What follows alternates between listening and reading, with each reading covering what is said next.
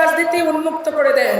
ঘরের ভিতরে ঢুকে মেয়েরা কি করছে না করছে, এইটা মফস্বলের মেয়েরা এটা ছবি তোলার ভিডিও রেকর্ড করে রাখার মতো সক্ষমতা ফ্যাসিলিটিস সবার ঘরে কিন্তু নাই।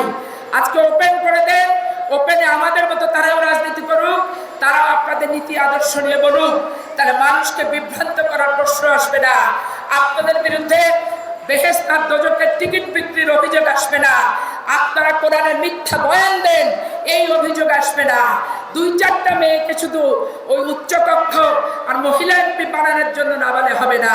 50 বছর থেকে আমি দেখেছি, শুনছি যে জামাত ইসলাম এই পদ্ধতিতে তালিম ক্লাস তাদের গঠনতন্ত্রের অংশ হিসেবে আপনারা মেয়েদেরকে পাঠাচ্ছেন।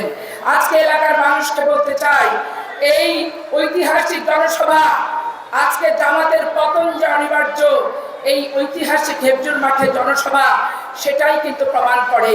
এই দখলদার চাঁদাবাজ 1.5 বছর থেকে যারা নবাবগঞ্জকে জিম্মি করে রেখেছে, বিচার সালিশ বিক্রি করছে, ভাইয়ে ভাইয়ে জোর করে জুলুম করছে, করে তারা টাকা পয়সা হরণ করছে।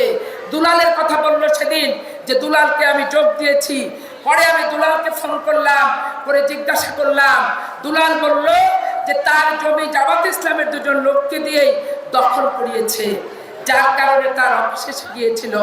আর জামাত ইসলামের লোককে দিয়ে দখল করিয়ে বাধ্যতামূলক সমাধান টানতে তার অফিসে যেতে বাধ্য করছে, আর বলছে দুলাল নাকি যোগ দিয়ে দিয়েছে। আপনি আওয়ামী লীগের বলবেন দোষর অন্যজনকে, আর আওয়ামী লীগকে যোগদান করাবেন, তাহলে আওয়ামী লীগের দোষরটাকে? এই নবাবগঞ্জে আওয়ামী লীগের দোষর হচ্ছে জামাত ইসলাম, লতিফুর রহমান, নজরুল ইসলাম, এরা হচ্ছে দোষর। আর নজরুল ইসলাম ভাই ভোট তো দাঁড়াননি পৌরসভা শেষের বার, কিন্তু কমিশনার তো ঠিকই আওয়ামী লীগের সাথে লাইন করে আপনি নিয়ে নিছেন ভাই। জীবনের প্রথম মেয়র হয়েছেন আব্দুল ওদুদের সাথে লাইন করে, ভাইস ভার্সা করে। সেদিন লিটনের বিজিত জিনিসটা আপনি জোর করে কেড়ে ছিনাই নিয়ে নিজের কপালে লিখাইছিলেন।